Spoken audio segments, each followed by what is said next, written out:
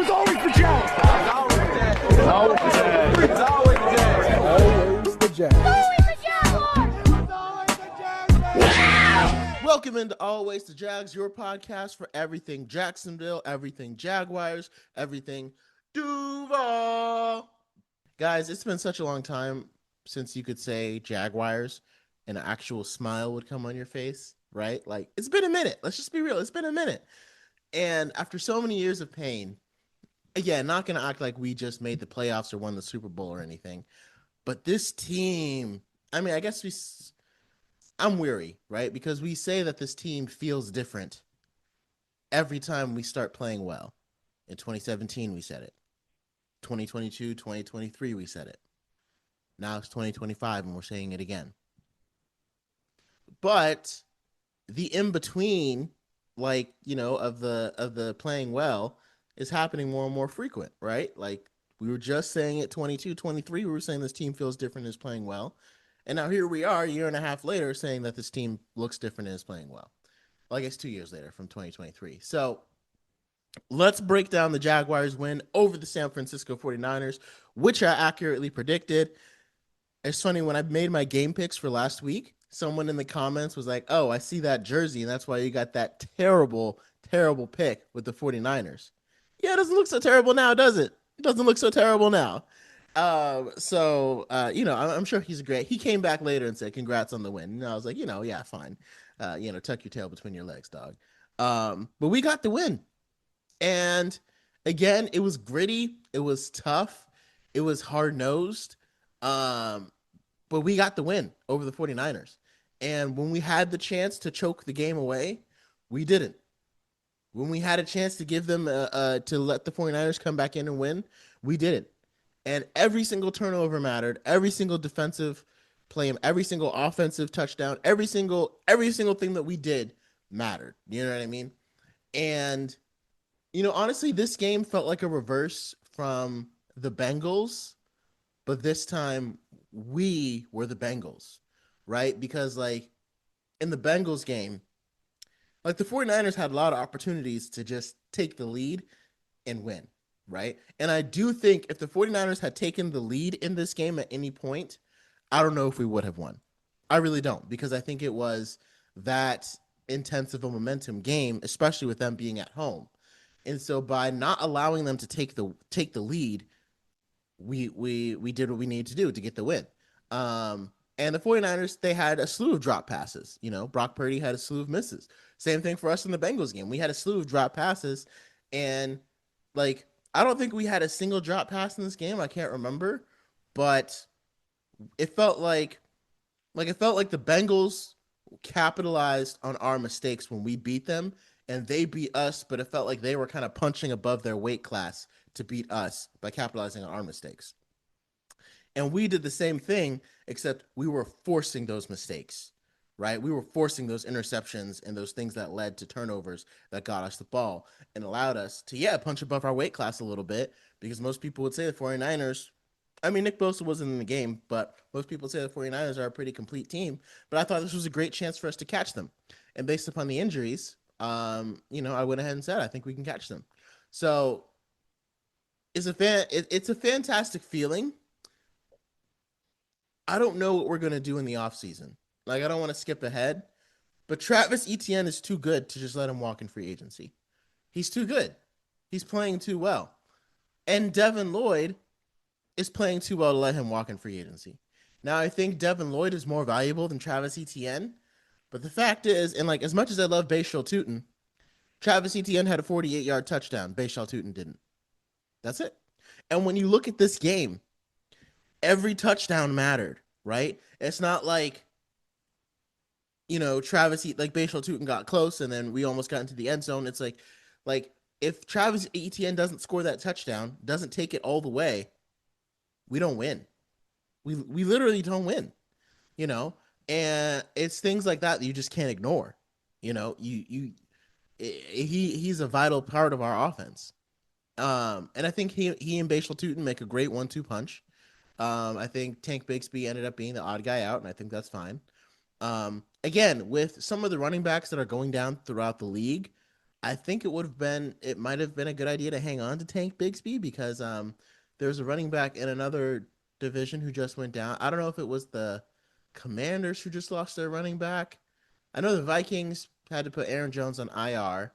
And I know there's someone else who just lost their starting running back, I think for the year. I can't remember who it is. But that would have been a good option for us to maybe try to trade to them. Oh, the Cardinals. The Cardinals lost James Conner. With the Cardinals losing James Conner, it makes me think that, because he's out, maybe we could have got more than a fifth and a sixth for Tank Bigsby if we trade him to the Cardinals. A guy with starting experience, kind of plays the same as James Conner. You can choose to keep him. Maybe we could have convinced the Cardinals to give us a fourth, especially with how anemic their offensive looks without James Conner. But I guess that's another story for another day. But Travis Etienne is untouchable. If he calls, he's not for sale, right? It's just that simple. And again, I think Bayshaw Tootin can make a lot of those same plays, but the fact is, again, the long touchdowns, the long runs, Travis Etienne is getting them. And I think Bayshaw Tootin has the ability to get them, but Travis Etienne is getting them, and he's part of why we won the game yesterday. Same thing with Devin Lloyd. I mean, on Sunday. Same thing with Devin Lloyd. He's playing like a defensive player of the year. Like, I'm just going to say it. You can look at anybody's stats. You can look at anybody's win percentage. Devin Lloyd single-handedly shifted this game 56% in our favor. And you would probably have the exact same stats that he would, if we would beat the Bengals, it would have been because Devin Lloyd shifted the game that much in our favor. Against the Panthers, Devin Lloyd had a crucial interception that kept the Panthers from getting any momentum. And against the Texans, he was all over the field. He's playing so out of his mind. He's playing like Miles Jack. He's our new Miles Jack. And if I'm James Gladstone, like, I love Foye Oluokun too, but it looks like Devin Lloyd is just entering his prime. So if I'm James Gladstone right now, I'm working up contract offers to try to give him before the season's over, legitimately. And instead of using Jack Kaiser to replace Devin Lloyd, maybe Jack Kaiser will end up replacing Foye Oluokun. I want them both to stay, right? But if I had to choose, I would pick Devin Lloyd over Foye right now. Even though Foye has been better than Devin Lloyd for the past 2 years, undeniably, and Foye is still a huge part of our defense, if you have to choose, Devin Lloyd is now in his prime, and he's ascending, and he's younger, right? It's just all the cards are kind of falling in his favor. Again, if we're having to make that kind of decision. So if I'm James Gladstone, yeah, I know I drafted Jack Kaiser. Yeah, I know I got Ventrell Miller in the back, so maybe I don't need to draft linebackers for a couple of years. But I'm working up a contract for Devin Lloyd, and I'm going to say, hey, the Zach Bond deal, you want it right now, middle of the season? Because every play that he makes, the price tag is going to continue to go up. And right now, his price tag is at 15 to 17 million, I would say. Lowballing. If he hits the open market next season, even if he doesn't have another interception all year, if he hits the low market, if he hits the open season next year, he could get 20 million. He could. So I think I'm offering the Zach Bond deal that the Eagles offered him. And I might franchise tag Travis Etienne next year, or maybe offer Etienne a deal and franchise tag Devin Lloyd, see if he can do it again. Either way, one of those two has to get the franchise tag, because next season we can't let them both walk out of the building. Someone's got to get a deal and someone's got to get franchise tagged. We got to figure it out. He's just playing too well. So let's talk a little bit about what this means for the 49ers game with our victory over what this means for the Chiefs games with our victory over the 49ers. Because I was feeling like there's a chance that we could catch the Chiefs, right? If they were reeling, if they had just lost to the Ravens, Jaguars just beat the 49ers. They come to Everbank Stadium on a Monday night. The pressure is on. Chiefs are 1-3, and when the pressure's on like that, sometimes you can get the best out of your players and they can put on a show, but other times they can start pressing and trying to make plays that aren't there. And when you do that, you make mistakes. And if our defense has proven anything, it's that they can capitalize off of mistakes. So I think with the Chiefs coming to town, if they had lost to the Ravens, it would have been a great chance for an upset that maybe wouldn't even seem like that much of an upset. Because it would be like, man, is the Chiefs dynasty over? Because they would have been, if we had beat them, it would have been 1-4.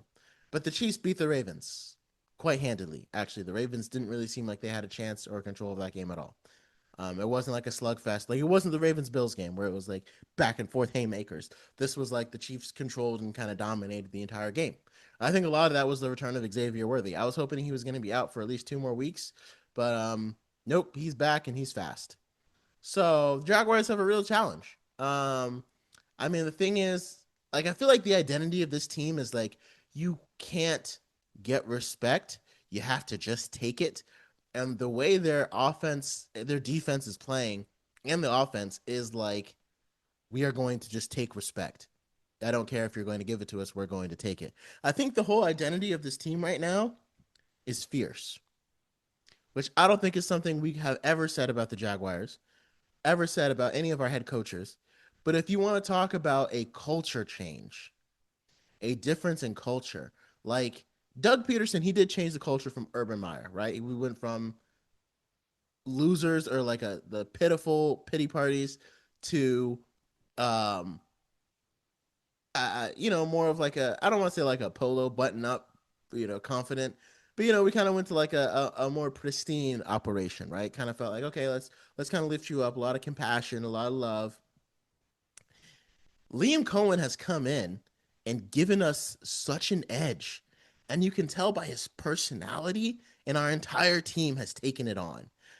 And you could tell just by his altercation with Robert Saleh, which normally I'm not for, players fighting on the field and stuff like that. I'm a very docile person myself. But seeing Liam Coen threaten to get up in Robert Saleh's face, a guy that everybody in the press media and everybody commenting knows that, like, okay, if Liam Coen and Robert Saleh got in a fight, nobody's putting money on Liam Coen because Robert Saleh is jacked and huge, right?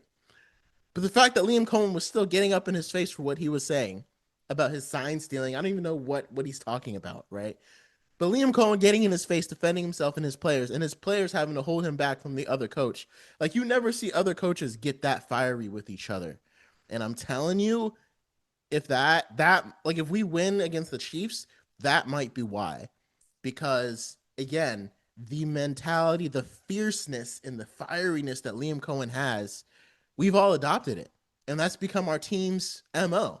And Anthony Campanile, like Liam Coen, I mean, I don't know if this is also partly Anthony Campanile's personality rubbing off on our defense, but it feels like Liam Coen's fire has rubbed off on our defense, especially, and our offense, right? If you look at it kind of in the way that we're operating it, and they're just like, this is not a bully us. We're not going to take anything anymore. We're tired of just taking it. We're tired of just taking it. It's not going to happen anymore. And Liam Coen was proving that when he was willing to get up in the face of Robert Saleh, right? Because the 49ers have been a pristine franchise for a long time, class of the NFL, 7 Super Bowl rings. They're not going to, I'm not going to say they're the Lakers of the NBA, of the NFL, but, they're kind of up in that category. Maybe they're like the Celtics of the NFL. And Liam Coen, the Jaguars have always been the laughingstocks of the league for a long time. Jaguars are like the Wizards of the NBA, like we're just that team. And then we come in and win, and you're accusing us of sign stealing after we went into your stadium and beat your team that was supposed to be Super Bowl contenders, and you're still talking crap? Oh, no. Liam Coen was not having it. And I love it. I think that's the exact kind of it's a mindset that we haven't seen, and I'd love to see how well it works. Like, you watch those post-game conferences, someone put up one of Doug Marrone when we were winning in 2017 versus Liam Coen. And again, if you're asking why, like, okay, why is this any different than 2017 or 2022 when you guys think you were winning? Look at look at the post-game conferences after a win in 2017 and 2022 and 23 versus right now in 25.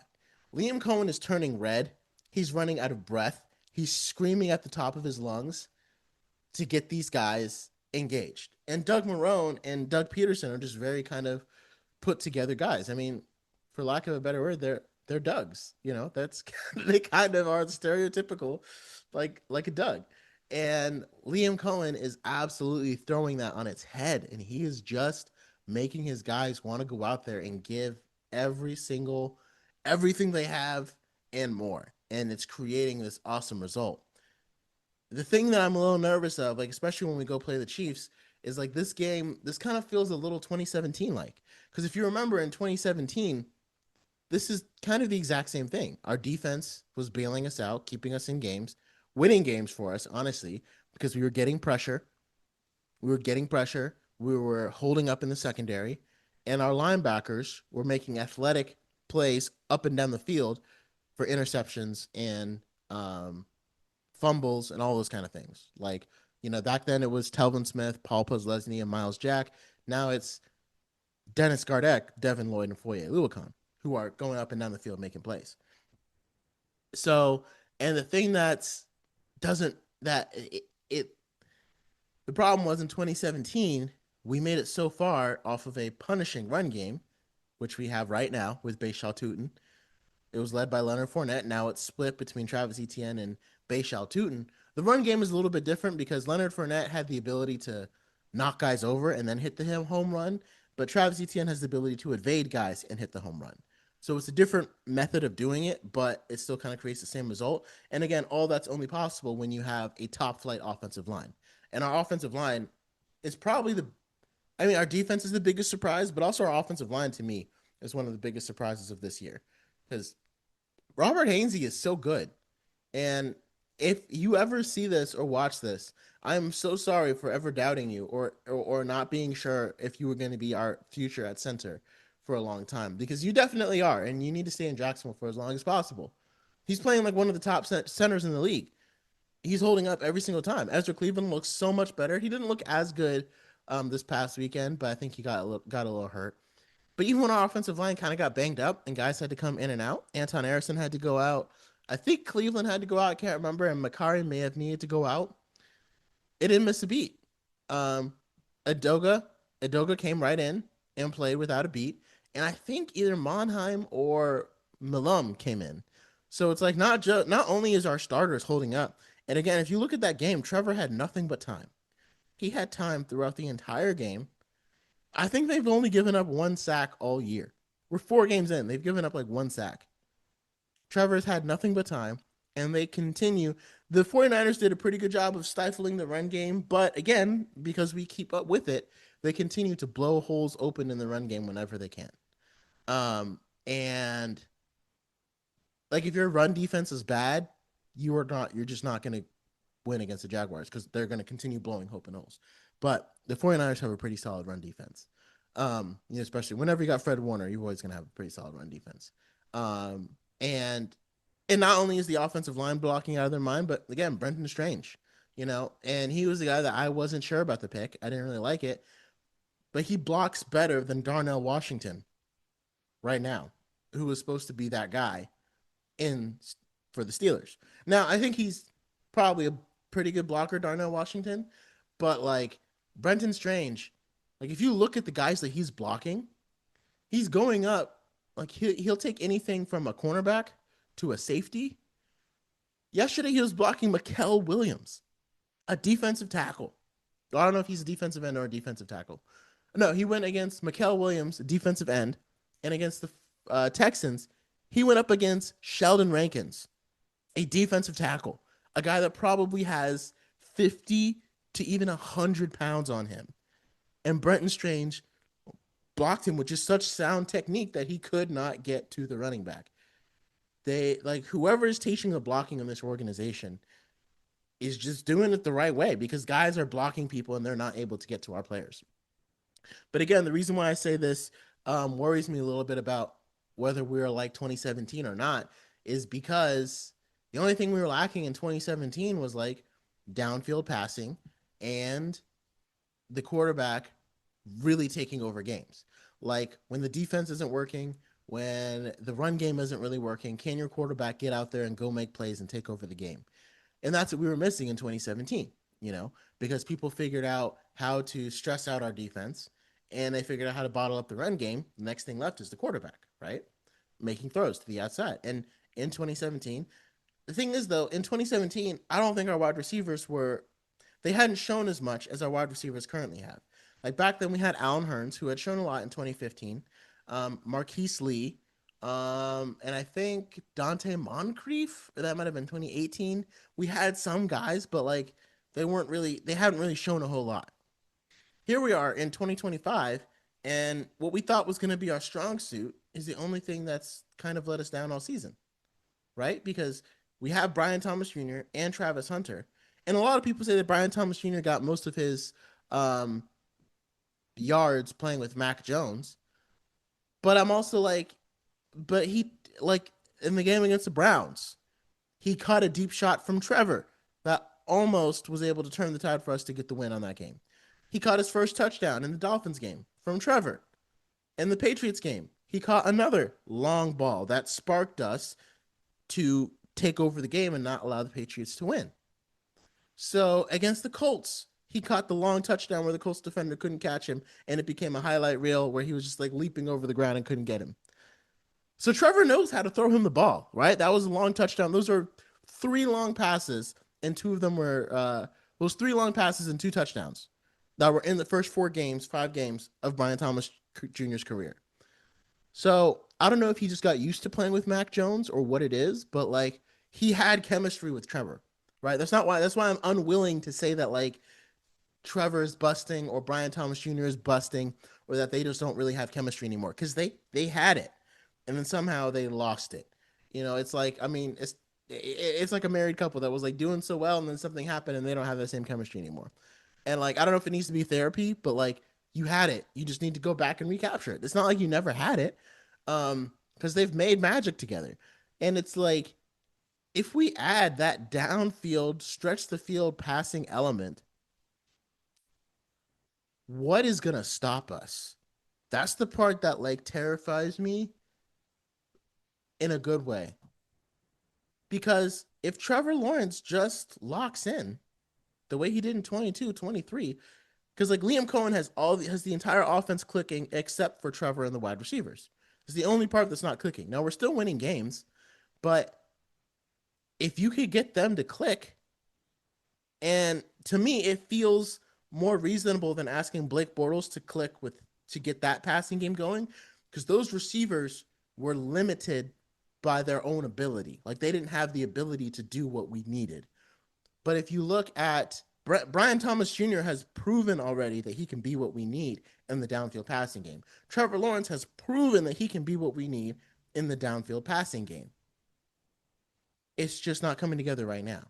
They've already shown that they can do it. All we need to do, if we take that little bit from like the beginning of 24, end of 22, Trevor, that was pushing the ball downfield, and add it to our offense right now, you tell me what is stopping us. What is stopping us from doing whatever we want up and down the football field with Travis Hunter and Brian Thomas Jr. in tow? Because then we can attack you from whatever way we deem necessary. Not just rely on our strengths, but attack your weaknesses. That's the kind of offense that I want. That was the kind of offense that we didn't have in 2017. We had a strength running the ball and playing defense to make sure we owned the time of possession. Literally against the Steelers game in 2017, we ran the ball on a play, on a drive, 9 times in a row. They gave the ball to Leonard Fournette 9 times in a row. And eventually he scored a touchdown. Just 9 times in a row. Just going to repeat that again. 9 times in a row. That means first down, second down, third down, first down, second down, third down, and another first down, second down, third down, all running plays in 2017. I don't want to see that happen to us this year. I want us to be able to put the ball in Trevor Lawrence's hands, and I want him to hit the downfield shots. And I want our wide receivers to get open, and I want defenses to be stressed every week, knowing that whatever Liam Coen, whatever we found as your weakness in your defense, we will attack and hurt. And our defense will continue to make opportunities for our offense to get off the field. Because our defense didn't get a whole lot of stops. Like, San Francisco's defense was forcing a lot of 3 and outs for our offense. They were forcing stops. Our defense wasn't forcing stops. We were just kind of taking the ball away. And that's the difference between that is you can only take the ball away so much. You can only take the ball away so much. And some of those plays come down to luck, but it's not always. But eventually, you're not going to be able to take the ball away 3 times every single game. At some point, your defense has to get stops. Now, against the Texans, we got a lot of stops, a lot of 3 and outs. We had some great turnovers, but we were forcing a lot of 3 and outs. That's probably because our offensive line is absolute trash. So against the Chiefs, we can't rely on turnovers. Against the Chiefs, we're going to have to get 3 and outs. We're going to have to stop their offense from getting a first down. And so I'm pretty sure the 49ers got more first downs than we did. But turnovers make a huge difference. Punt returns for touchdowns make a huge difference. That's the reason why we won that game. Shout out to Parker Washington. So let me know what you think, because I think where the Jaguars are at right now, we need to look ahead and build on, but also avoid the mistakes of 2017. And right now, the issue is not pass protection, because Trevor has time. The issue is not the run game, because the run game, again, is working. The only issue with the offense is the quarterback connecting with the wide receivers. And I still think Trevor is the guy. And I think if you don't want to be the next Blake Bortles, Trevor, you just have to prove it by hitting these guys downfield. I think that's how you prove it, because that's the one thing Blake Bortles wasn't able to do. Because in 2015, he was able to do it in garbage time. But when the game is on the line and we're trying to win the game, and he proved it a little bit in the game with that beautiful pass to Travis Hunter, and then it just went away. And at the beginning of the game, I thought Trevor was locked in. The first half, I was like, wow, he's playing super well. I would have felt even better if after that amazing Tootin run, we were able to go get a touchdown and make it, like, that would have just sucked all the wind out of the 49ers, right? If we had waited and got a touchdown and made it 21-6 instead of 17-6. But either way, I thought Trevor was locked in, and then something happened in the second half, and we didn't score on offense for the rest of the game. We didn't score a touchdown. I think we scored a couple of field goals. We scored a field goal, yeah. But it felt like we weren't able to do anything on offense. And it was kind of the same thing in the Bengals game. Trevor was locked in and playing well at the beginning. But what happened as the game went on? And we can't have that be a modicum of our season, where Trevor's like playing at the beginning of the season and then falls off towards the end. We need him to play well throughout the entire game, right? Like, we can't just leave it at the half. So let me know your thoughts about this game. Let me know your thoughts on whether the Jaguars can keep this going, and what it's going to be like in Kansas when Kansas City comes down. I wish I could be at the game. I very much so do, but I have prior commitments that will prevent me from being there. But please go support the Jaguars. Let's go see if we can go beat the Kansas City Chiefs. Talk about, if we're able to go beat the Chiefs, we're no longer punching above our weight class. We have created a new weight class, right? Let's just repeat that one more time. If we go out there and beat the Chiefs, we are no longer punching above our weight class, like the narrative kind of is with the 49ers. We are in a new weight class. We just added 20 pounds, right? Like, that's what that means. And I think it's possible for us to do that, right? Because the mistakes are fixable. Because again, Brian Thomas Jr. has the ability, so does Travis Hunter. For some reason, it's not coming together and it feels mental. But if you ask me, if Trevor plays with Brian Thomas Jr. and Travis Hunter, and I think also people are limiting a lot of downfield shots right now, and they're trying to forcing offenses to dink and dunk. They're not playing a lot of single high safety. They're playing a lot of two guys. So down the field, you end up being covered. But if Trevor gives us some of that 22-23 play, Brian Thomas Jr. gives us that early 24 play, and Travis Hunter starts being that dude, obviously that's easy to say, but we win. I think we would win against the Chiefs. Because the thing is, I'm not asking these players to be anything that they're not. We're just asking them to be who you are and go prove it on the field when the Chiefs come to town. So let me know your thoughts. And never forget, it was always the Jags.